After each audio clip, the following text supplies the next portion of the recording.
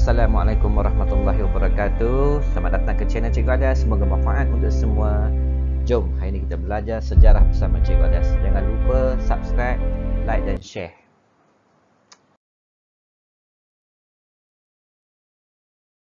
Assalamualaikum warahmatullahi wabarakatuh. Sekali lagi Cikgu ucapkan kepada semua anak-anak murid Cikgu dan juga anak murid di luar sana.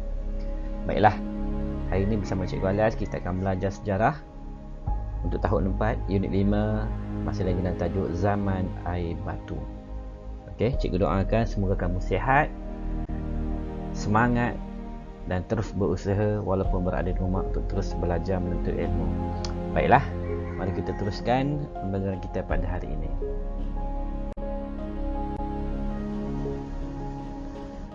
Okey, kamu pasti sudah melihat gambar-gambar ini pada tajuk bahagian yang pertama sebelum ini. Di manakah dia? Inilah perubahan zaman air batu akhir.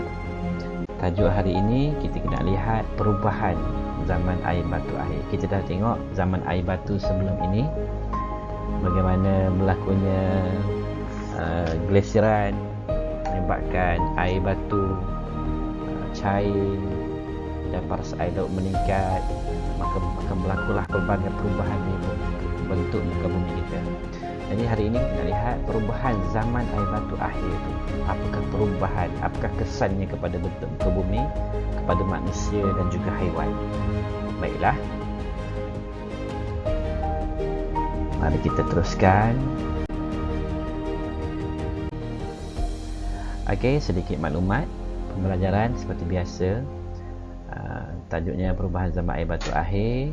Murid boleh menyatakan maksud zaman air batu, menyatakan garis zaman air batu, menerangkan perubahan zaman air batu akhir, menghuraikan kesan perubahan zaman air batu akhir di Asia Tenggara.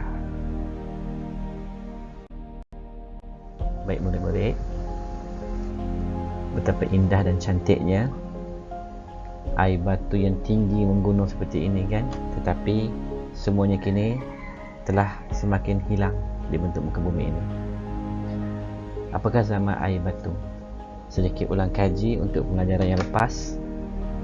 Zaman air batu ialah zaman bumi dilitupi oleh air batu yang tebal disebabkan oleh penurunan suhu yang ketara.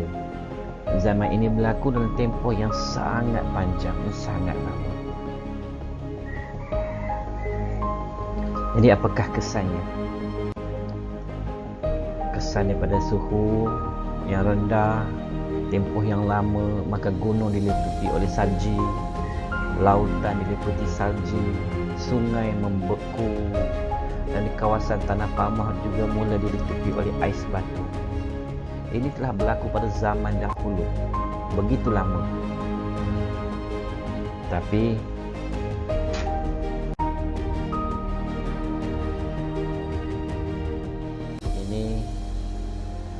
berlakunya perubahan zaman air batu ke zaman air batu akhir. Perlu diingat, peningkatan suhu bumi telah mengakibatkan berlakunya kecairan air batu. Bentuk muka bumi dan kehidupan manusia turut mengalami perubahan. Pada zaman air batu berlaku perubahan suhu dunia meningkat dan berlaku kecairan air batu. Perubahan telah memberikan kesan. Kita dapat lihat banyak kesan sehingga kini. Kita tidak hidup pada zaman dahulu, jadi kita tidak dapat membayangkan keadaan bumi ketika itu yang sangat sejuk dengan suhu yang sangat rendah. Mari kita lihat perubahan pertama, perubahan bentuk muka bumi, di mana apabila suhu bumi meningkat, ais mula mencair, air melimpah ke kawasan rendah sehingga membentuk tasik dan laut. Ini perubahan pada bentuk bumi. Apabila suhu semakin meningkat, ais mula mencair. Kemana air itu hendak pergi? Maka dia akan naik ke atas daratan, membentuk sungai-sungai, membentuk tasik dan sebagainya. Kemudian pada perubahan pada iklim. Iklim berubah daripada terlalu sejuk kepada sederhana sejuk. Dan kini kamu terasa suhu semakin panas dan semakin panas. Perubahan iklim disebabkan oleh sinaran matahari dan pemanasan bumi. Itu perubahan pada iklim. Seterusnya, rupa bentuk fizikal bumi. Perubahan bentuk fizikal bumi berubah daripada berbongkah-bongkah dengan ais batu, kini dapat kelihatan alur-alur sungai. Daripada kawasan yang di tepi saji, kini terdapatnya tanah ditumbuhi tumbuh-tumbuhan, dan paras air laut meningkat sehingga 100 meter, menunjukkan air semakin banyak, semakin banyak, semakin banyak. Kemana air ini akan pergi? Dia pasti akan naik ke kawasan Tanah Pamah.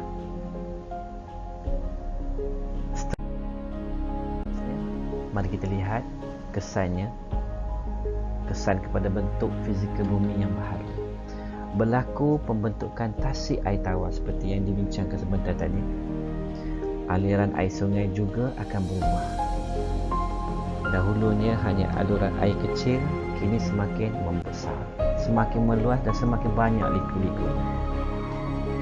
Manakala berlakunya kepupusan haiwan.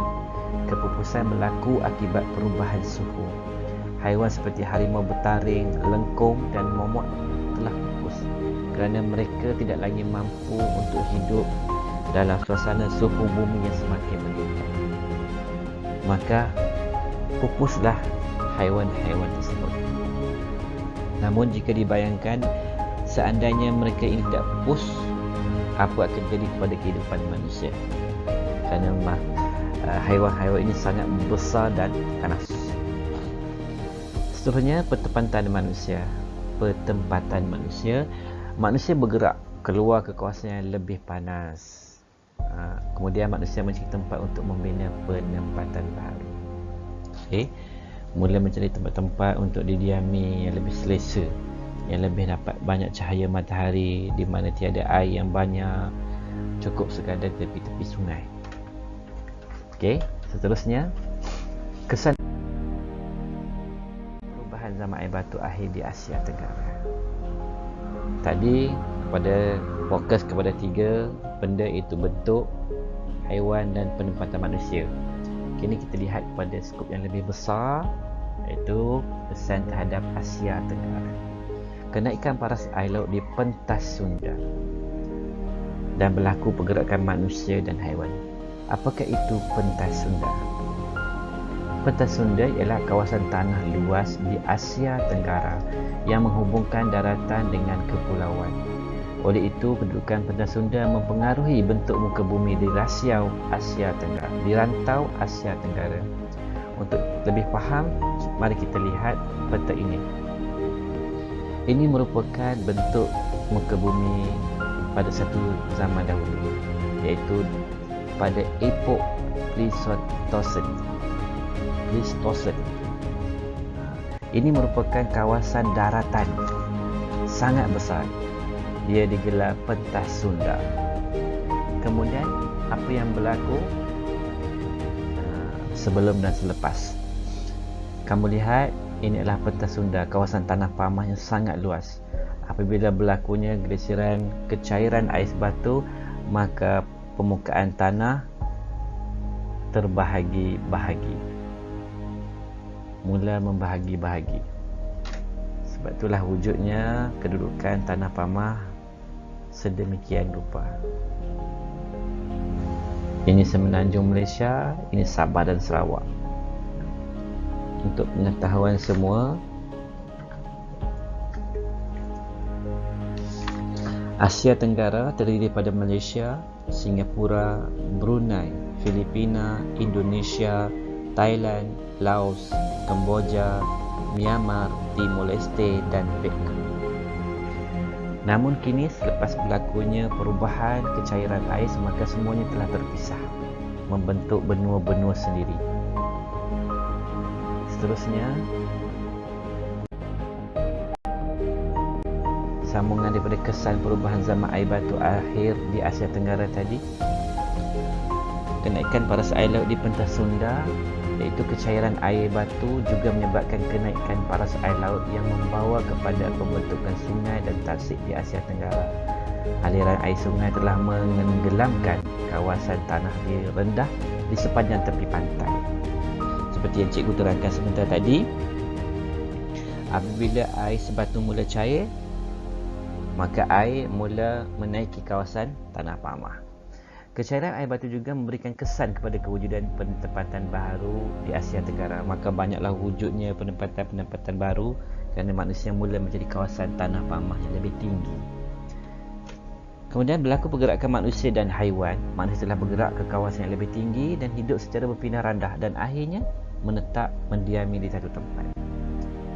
Kawasan Asia Tenggara juga menjadi tempat tinggal haiwan.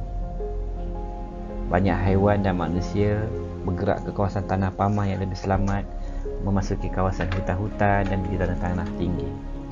Baiklah, perubahan dan kesan berlaku pada zaman air batu akhir di Asia Tenggara menyedarkan masyarakat akan kepentingan memelihara bumi dan menyayangi alam sekitar. Ya, kita perlu menyayangi, memelihara dan memelihara alam kita bermula daripada sekarang. Persoalannya, apakah langkah-langkah yang perlu diambil untuk memelihara dan memelihara alam sekitar? Cuba kamu fikirkan. Ya, antaranya mengurangkan peningkatan suhu bumi. Bagaimanakah caranya? Apakah langkahnya? Menjamin bekalan air yang bersih. Mengurangkan pencemaran alam sekitar. Meningkatkan aktiviti pelancongan yang berasaskan alam sekitar. Berbagai cara lagi yang boleh mengurangkan peningkatan suhu bumi. Kerana jika peningkatan suhu bumi semakin meningkat, maka ais akan terus cair dan banyak kawasan tanah pamah akan ditenggelami dengan air. Baiklah, setakat itu saja untuk tajuk kali ini. Kesan perubahan zaman air batu akhir dan juga di Asia Tenggara. Mudah-mudahan sedikit perkongsian daripada cikgu memberi manfaat kepada kamu untuk mengkaji pelajaran di rumah dengan menonton video yang telah cikgu berikan ini. Terima kasih semua. Cikgu doakan semua kamu selamat, bersemangat dan sentiasa dirahmati Allah. Jangan lupa tekan like, share dan subscribe channel Cikgu Alias untuk mendapat video-video terbaru daripada cikgu. Sekian. Assalamualaikum warahmatullahi wabarakatuh.